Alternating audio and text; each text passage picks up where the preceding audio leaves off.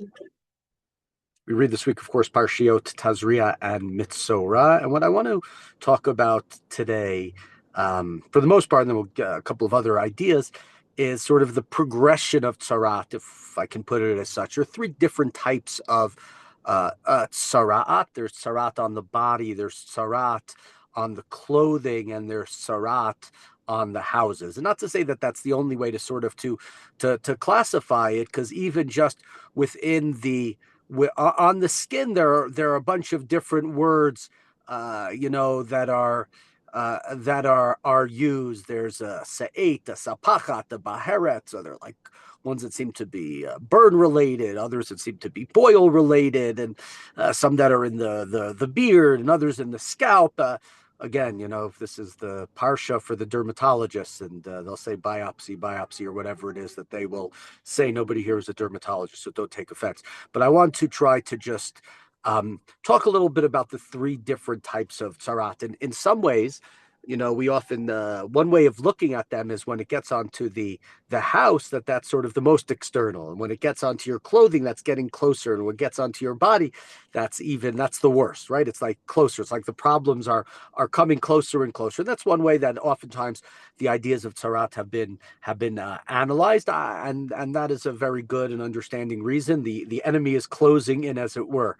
Another way I want to spend more time today talking about the other way, right on the body. The first, you have this tzaraat, and the Kohen sees it, and he declares the person as tamei. We'll come back to that maybe later, and it's on the body. So one way of understanding that is that it's personal failure, right? It begins with the individual, his skin lesion, the hair, sent into quarantine, and that person goes and has to sit in isolation, as the pasuk says, "Badaya yeshev michutz lemachane moshavo," in Parakid Gimel. The person has to sit outside by himself. The problem starts inside the person. It's a moral and a spiritual flaw that becomes visible, but it is, in a sense, contained to that person. We talked about yesterday, lashon hara, speaking ill of others, and that's oftentimes thought of with sara'at. Again, not exactly leprosy, but we'll use that word. That's the way that it's often thought of because of Miriam, and Miriam was sent to sit by herself. The rest of the camp waited for her beautifully because of everything she had done for Bnei Yisrael, but the sin, it was only on her. Okay. Then, if we can go from there, progressing further to tzara'at that is on the beged, which spills over onto a person's clothing, and that's also here in Perek Yud Gimel, right? It affects the garments, the wool, the linen, the leather. It requires washing and possibly burning. And one way of understanding this is the internal is now spreading outward into what surrounds the person, his or her identity, his presentation, his daily life, right? Maybe only his closest relatives would notice about the tzara'at that he has when it's on his body, and then he goes and shows it to a Kohen. Here, when it's on the clothing, right, more people will start to know about it. It's spreading a little bit. The sin is spreading, and that seems to be sort of a second way. Instead of it going right coming in, the enemy is coming inward, and it's getting worse and worse. Here, we're looking at outward. It's affecting not just yourself, but it's starting to affect others. And then finally, we have the third, which is on the house, on the bayit. And this gets into the next chapter, Parak Yudalit appears in the walls. It's green and red streaks, and it can escalate, or you have to demolish the house even, something you just have to remove certain stones. But, right, if we think about this, if it's unchecked, if you didn't deal with it when it's on your body, and you didn't deal with it properly when it's on your clothing, then the issue reaches the home itself. The issue reaches the broader environment. The issue reaches society. And it's usually just to think about it, personal to possessions, to the environment. It goes from an inner flaw to a little bit of an external expression until there could be societal, one might say, structural consequences, right?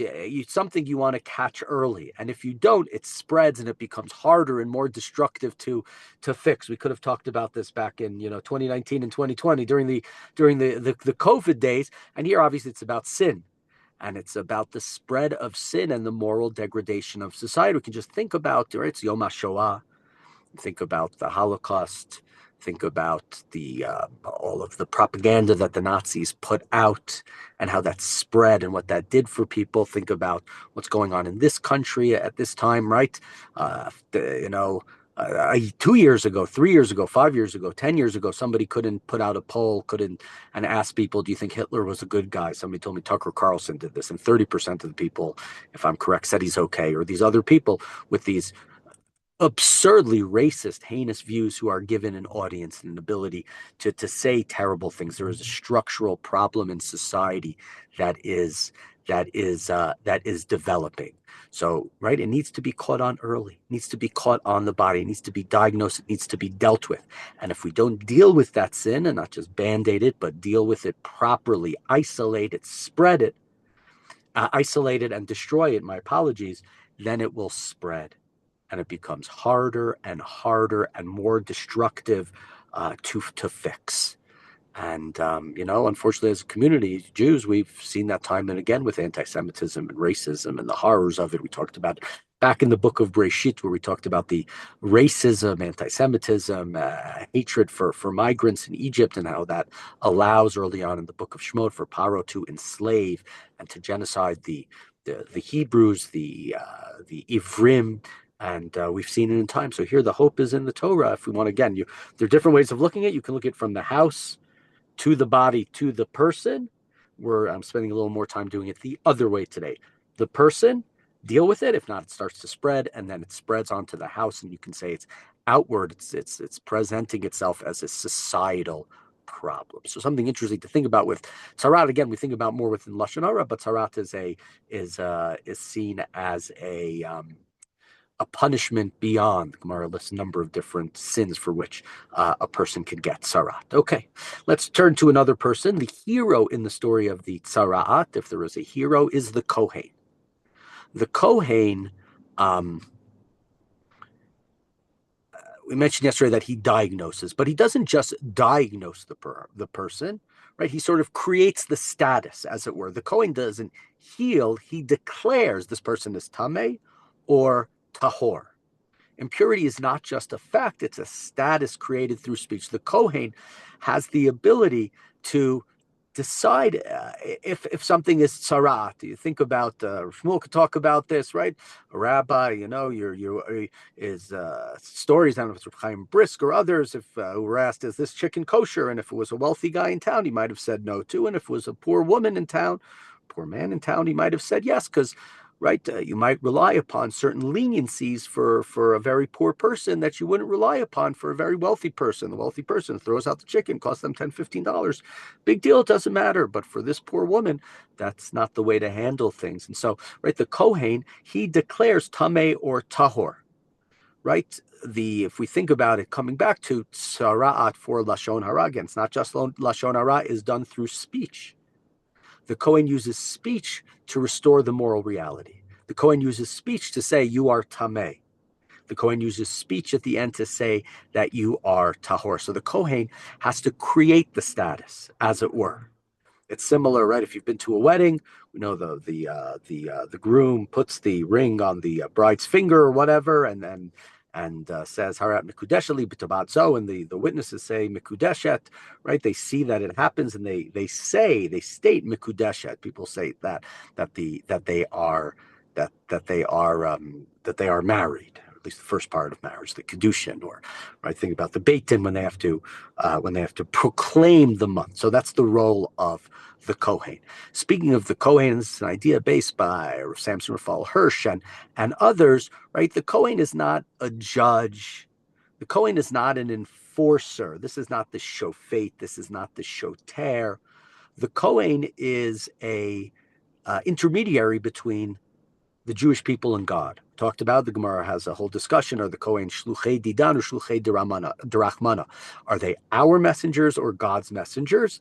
And well, the Gemara says, I believe that more the Gemara says they're like God's messengers, if I'm correct, right? Obviously, they're both aspects to it. They're bringing our sacrifices, but they're bringing from God as well. The Kohen is a spiritual God, is a spiritual guide who's rooted in ideas of chesed and peace. Think about Aaron HaKohen, who's described as an ohev shalom, verodef shalom, somebody who loved peace, somebody who chased after, who pursued a peace. The person who is declaring somebody as a mitzorah, as tameh, as impure, and sending them off into isolation, and later welcoming them back into the community as tahor, has to be somebody who's deeply committed to care, to restoration, not to punishment. You don't want the executioner to be this person. Judgment has to be delivered through compassion and responsibility to reintegrate the person back into society. And so the hero of the story, in a sense, is the Kohen. The Kohen is a spiritual person. The Kohen's job is to deal with the spirit of Bnei Yisrael, their connection with God, bringing sacrifices, helping them become karov, closer to God. And if somebody has to be isolated, it is that person, the Kohen, who has to do it. This is not the judge. This is not the policeman. And again, nothing against the judge or the policeman, but what the Torah wants is somebody who's noted for their rachmanut, who's noted for their mercy and for their kindness. That's the person who has to declare it. That's the person who creates the status. That's the person who kindly sends the mitzorah out. Badad yeshev, the mitzorah sits carefully in the outside the community, and then the Kohen, with his mercy, is the one who declares him once again tahor. And if we think about, again, coming back to the most famous case, right? Moshe Rabbeinu, Miriam spoke ill of him. And Moshe Rabbeinu, nevertheless, when Miriam gets sarat, what does Moshe Rabbeinu immediately say? El na rifana la. God, please heal her. Moshe is not, oh, she deserves this. She spoke ill of me. Who does she think she is? He's a man of compassion and care. And we see that later on. That's who Aaron is, and that's who the Kohanim are, and that's why they are the people charged. And there are many explanations, just one explanation, but that's why they are the people who are charged to create the status and then to welcome the Mitzorah back into the community.